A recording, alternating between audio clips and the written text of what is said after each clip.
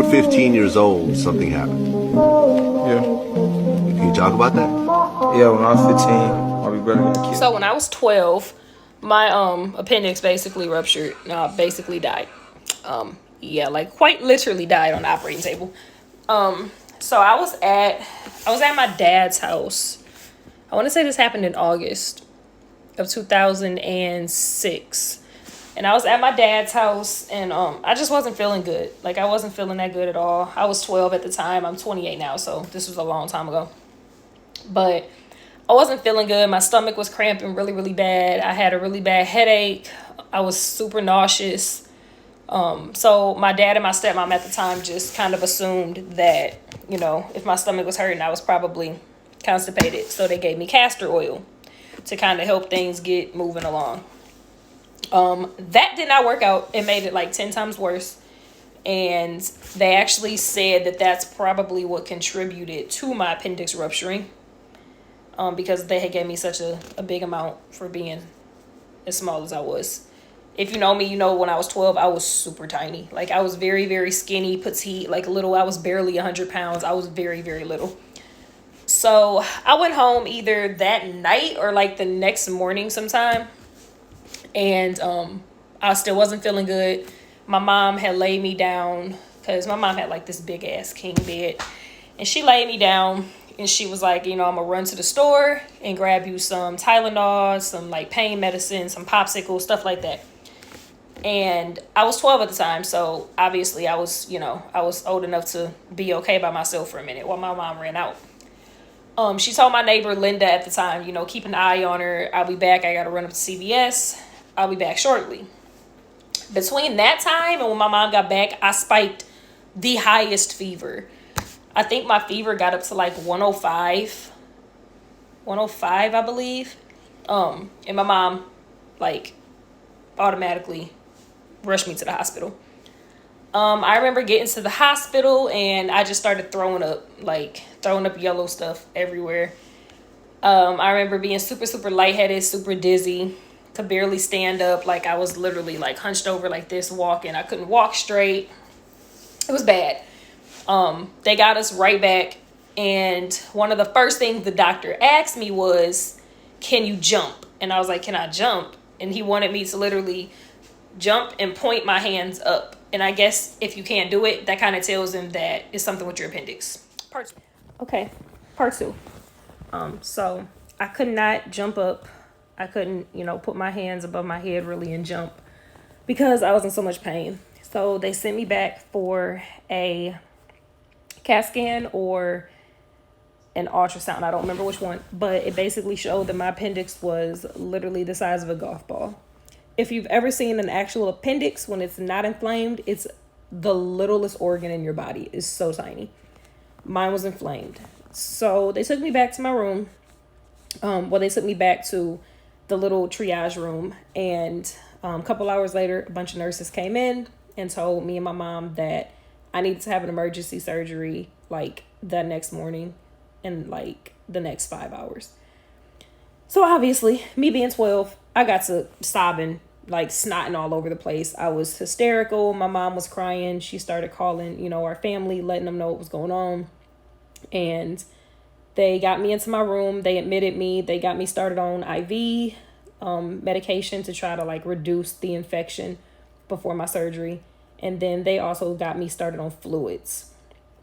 I don't really remember what happened after that, but the next morning I remember I woke up. I don't remember them taking me to the room, but I do remember them transferring me from my gurney onto the actual operating table. Once they transferred me, I remember them putting the mask on my face and telling me to take 3 deep breaths and that I would basically fall asleep. I took the first breath, I took the second breath, and I don't remember the third breath. And this is about to sound really funny, but the next time I woke up, I was asleep. Like, that's all I remember. And I say that because the next time I opened my eyes, I was looking at myself. I heard everything around me. It was the trippiest crap ever. I heard the machines. I heard the doctors talking. I heard the equipment. I heard myself breathing. I literally heard everything. And the next part It's kind of a blur for obvious reasons. But I remember the doctor saying her oxygen is dropping, and my oxygen just kept getting lower and lower. And I looked at myself on the table and I was taking like really shallow breaths. But the next thing I looked, the monitor was going, and then it kind of flattened out. And I'm going to end up running out of time. So I'm going to make y'all come back for part 3. So stay tuned. So I think I ended it with the line flatlining. It's about to get real crazy, so pay attention. But when the line flatlined, I was looking at my body, and it was very weird. I can't really remember, like, it's really hard to explain it. I can't remember what I was physically doing, obviously, because I was asleep. But it was so weird, y'all. Like, I really cannot explain it. But I remember I seen this big bright flash of light, and it was like I seen the light, and then I heard a manly voice. Now, obviously, nobody knows what God really sounds like. So I heard this deep voice, and I seen this bright light, and it was like this gate, like in front of me. And the door started to like slowly open, and the light was like getting closer and closer to me and getting more intense. And then I just heard a voice like, "It's okay. It's okay, daughter. It's okay. It's okay." Like, it just kept telling me it was okay. So I don't know if he was telling me like to fight, or if he was telling me like it's okay to let go. I'm not really sure. But I remember I was looking at myself, and I seen my body start to like slowly like drift away, if that makes sense. And it was like as quickly as I seen it, it was gone, and my heart started beating again. So I don't know if like it just skipped a beat and stopped, because I do have a hole in my heart. I have a heart disorder. So I do have a hole in my heart, and I have palpitations, and my heart sometimes will skip a beat, and it'll sometimes, add an extra beat. So I don't know what happened, but I do know that they never used the little shock things on me to start my heart rate back. They never used that. So I'm not really sure. But I will tell y'all, now, as far as heaven itself, I can tell y'all that it's pretty. It was a lot of flowers. It was like this gate in front of me that had like a big statue, and on either side of the statue it was like 2 angels. There were a lot of people like standing at the gate, almost as if like they were waiting for me to come in. I'm not really sure. But yeah, it was a very interesting experience, to say the least.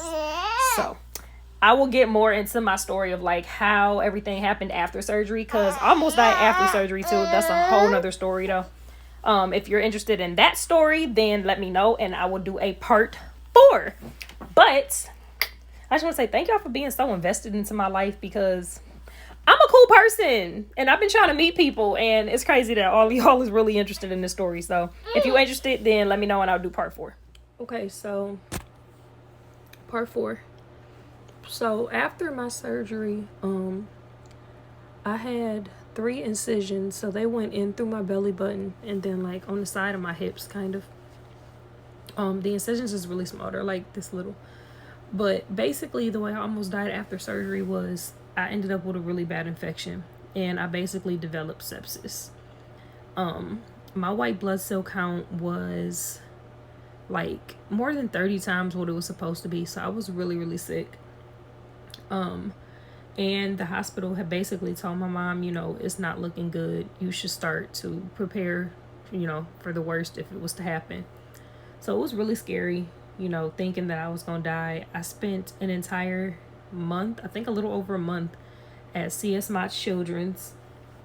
I had multiple IVs. I had a PICC line, which basically goes into your arm and into your heart, and it sends medication directly to your heart to get to your body quicker. I also had a nose tube, and I had oxygen, all type of stuff. I was NPO, which means that I was not able to eat any solid food at all for like, I want to say it was like 2 or 3 weeks. I couldn't eat any food. And yeah, I spent that entire month at the hospital. I was on several different medications, but apparently when they cut me open for surgery, my appendix exploded. Like, as soon as they cut my body open, it exploded. And I'm guessing that when they were doing the actual surgery, they weren't able to get all of the infection out, which is how it spread to the rest of my body.